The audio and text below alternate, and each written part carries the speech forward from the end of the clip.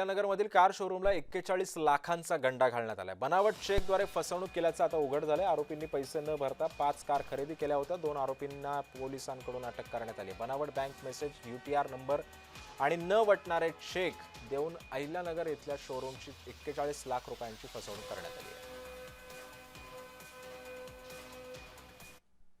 हे जे अटकेतील 2 आरोपी आहेत त्या दोघांच्या नावानिशी ही फिर्याद आहे। याच्यामध्ये या लोकांनी बनावट बँक मेसेज तयार केला, त्या शोरूमला पाठवला आणि शोरूमची फसवणूक करून त्या पैसे दिले गेलेले आहेत असं भासवून गाड्या ताब्यात घेतल्या आणि त्यानंतर न वटणारे चेक दिले त्यांना आणि अशा पद्धतीनं दोघांनी मिळून या शोरूमची फसवणूक केली।